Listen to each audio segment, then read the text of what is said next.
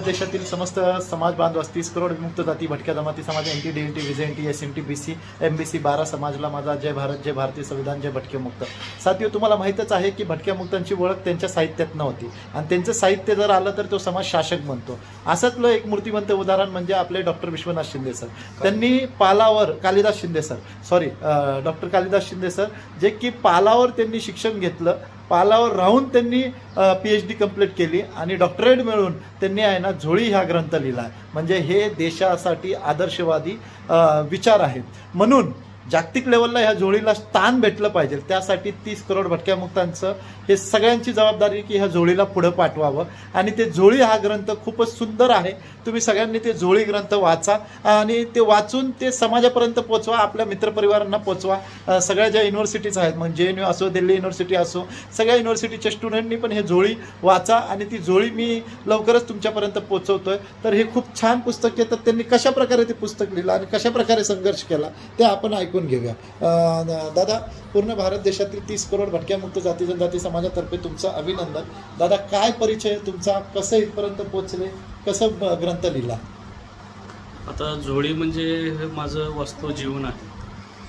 वास्तव जीवन म्हणजे मी जे जगलं, जे अनुभवलं आणि जे हवेलना जीवनामध्ये मला ज्या भोगावं लागल्या त्याचं चित्रण आपल्याला आलं पाहिजे।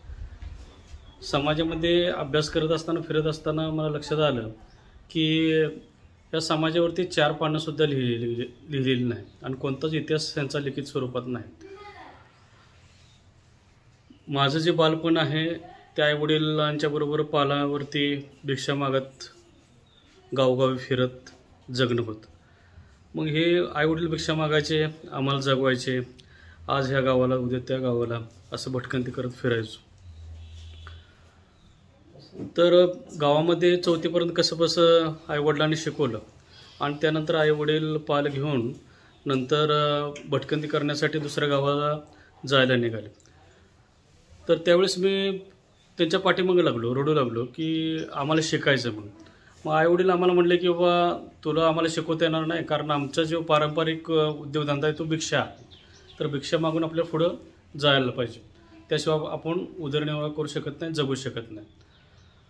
तर आईवडील आम्हाला सोडून जाणार होते, तर मी रडत मागे लागलो की मला शिकायचं। आईवडील म्हटलं एकच पर्याय आपल्याकडे आहे की पाहुण्याची जी मुलं आहेत, महूद गावाचे पाहुणे होते, त्या महूद गावाचे जे पाहुणे आहेत त्यांची मुलं आश्रमशाळेत आहेत आणि त्या आश्रमशाळेमध्ये आम्ही तुम्हाला पाठवू शकतो। तर आश्रमशाळेमध्ये मी, माझा बारका भाऊ, मग दोघं आम्ही पेठवडगावला कोल्हापूरला आश्रमशाळेत गेलो। आश्रमशाळेमध्ये 4थी ते 10वी शिक्षण तिथं घेतलं।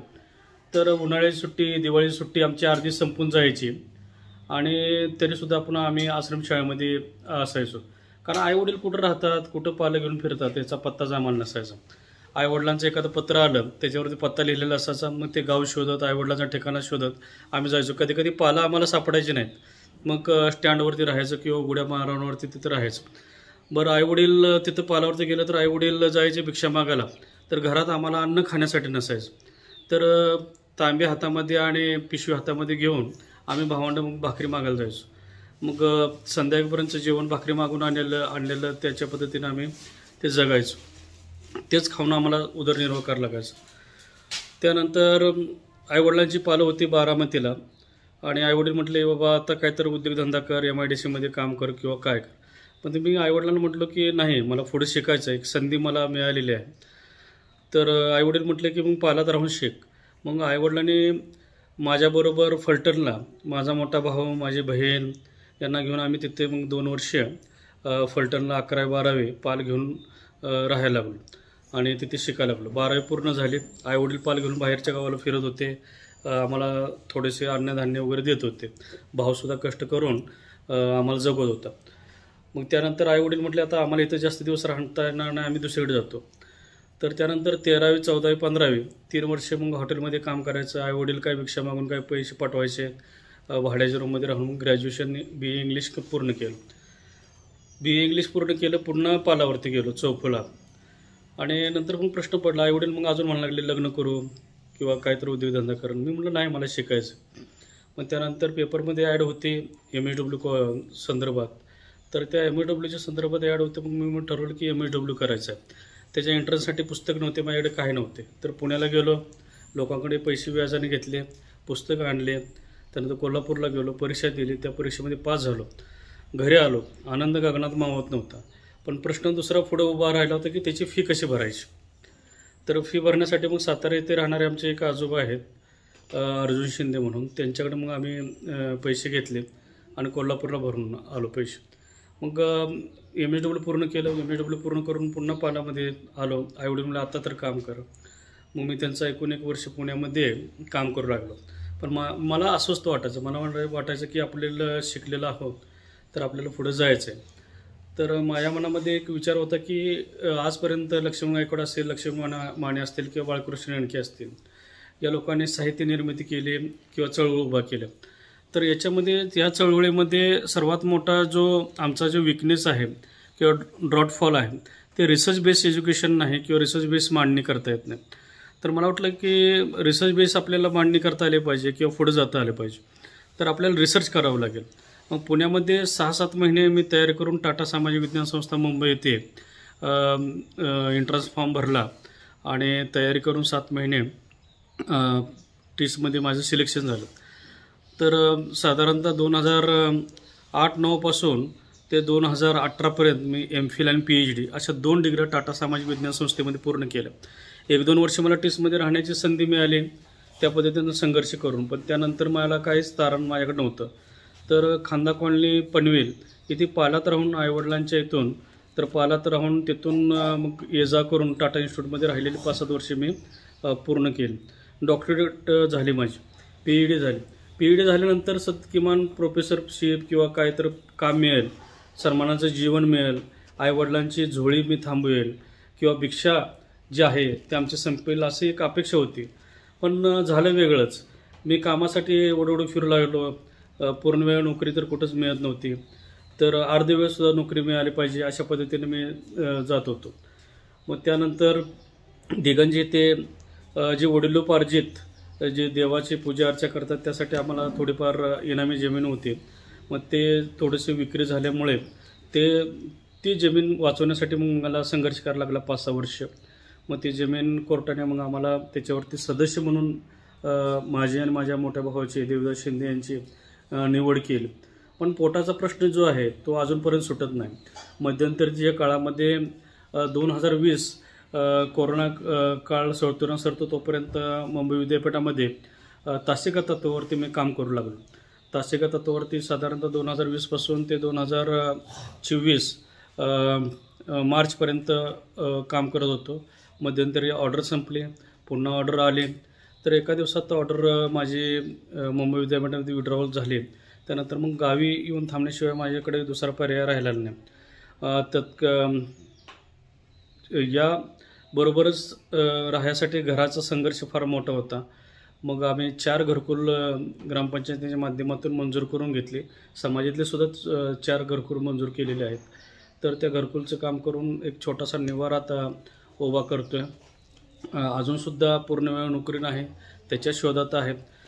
समाजासाठी आपण सामाजिक चळवळी उभा करतो आहे किंवा समाजासाठी संघर्ष करतो आहे. आज पण समाजामधले बरेच मुलं आश्रमशाळेमध्ये पाठवली. जाती दाखल्याचा प्रश्न असतील, त्यांचा जगण्याचा प्रश्न असेल, त्यांचा उपजीविकेचा प्रश्न असेल, यासाठी वेळोवेळी मी काम करत आजपर्यंत आलेलो आहोत. पण शोकांतिका खरीच आहे की असे की एका साईडला शासन म्हणतं किंवा कोणतेही विचारवंत म्हणतात की यांच्या भटक्या विमुक्तांच्यापर्यंत शिक्षण गेलं पाहिजे. पण ज्या भटक्या विमुक्तांच्यापर्यंत शिक्षण गेलेलं आहे त्यांच्या हाताला जर काम मिळत नसेल, रोजगार मिळत नसेल, तर त्या शिक्षणाचा काय उपयोग ही मनाची वेळ आज आपल्या समोर आलेली आहे. माझ्यासारख्या डॉक्टरेट होऊन सुद्धा घरी बसायची जर वेळ येत असेल तर येणाऱ्या भावी पिढीने करायचं काय, त्यांनी जगायचं कसं, त्यांनी शिकावं का न शिकावं, हा संघर्ष फार समोर उभा राहतो. आज आमचे बंधू सामाजिक कार्यकर्ते आणि चळवळीचे क्रांतिप्रेरक संजय कदम आज इथे झोळीच्या अनुषंगाने असेल का होईना माझ्याकडे भेटायला आले. मला फार आनंद झाला. त्यांच्या चळवळीविषयी मी गेले 8-10 वर्षे ऐकून आहे. त्यांचं काम मी बघतोय. पूर्ण भारतभर भ्रमण करणं, त्यासाठी संन्यास पत्करणं ही फार मोठी क्रांतीची खरं तर प्रेरणा त्यांच्यामध्ये दिसून येते. मध्यंतरी सांगलीमध्ये सुद्धा जाती दाखल्या संदर्भात असेल किंवा इतर प्रश्नांच्या संदर्भात असेल भटक्या तर अतिशय चांगल्या पद्धतीनं काम संजय कदम साहेबांनी अक्षरशः केलेलं आहे. आज आपल्यामध्ये हे व्यक्ती आहे, पण आपल्याला आपल्या समाजाला त्यांची किंमत समजून येत नाही. आज मी डॉक्टरेट आहे, टाटा सामाजिक संस्थेसारख्या संस्थेमधून पहिला डॉक्टरेट आहे, पण हे समाजाला त्याची किंमत नाही. त्यातलं लक्षात येत नाही किंवा आपण कोणत्या पद्धतीनं पुढे गेलं पाहिजे किंवा या लोकांचा आपण कशा पद्धतीने उपयोग करून घेतला पाहिजे हे लक्षात येत नाही. माझं एवढंच या माध्यमातून आव्हान असेल सर्वांना की आपण एकी दर्शवून आपले न्याय हक्क संविधानिक पद्धतीने कशा पद्धतीने मिळवून घेता येईल अशा पद्धतीने प्रयत्न करायला पाहिजे. संजय कदम साहेबांना त्यांच्या पुढील उपक्रमासाठीच खूप खूप हार्दिक शुभेच्छा. झोळीतला संघर्ष जो आहे तो प्रत्येक आपण भटकेमुक्त जाती जमाती आपण जगतोय. हा संघर्ष फक्त मीच जगतोय असं नाही, आपण सुद्धा ते जगत आहात. पण याच्यातून कुठंतरी बाहेर येऊया, आपले परिवर्तन करूया, त्यातून बदल आपल्या जीवनामध्ये घडवून आणूया आणि आपण सुद्धा सन्मानाचे जीवन माणूस म्हणून जगूया अशी एक अपेक्षा ठेवतो. संजय भाऊंना पुढील कार्यासाठी खूप खूप शुभेच्छा. धन्यवाद. साथियो, झोळी हा ग्रंथ नक्कीच वाचा की हा खूपच इम्पॉर्टंट असा ग्रंथ आहे आणि 30 करोड भटक्यामुक्तांच्या पालावर, झोपडीवर, कुलटींवर, डेऱ्यांवर, वस्त्यांमध्ये हा झोळी ग्रंथ पोचवा.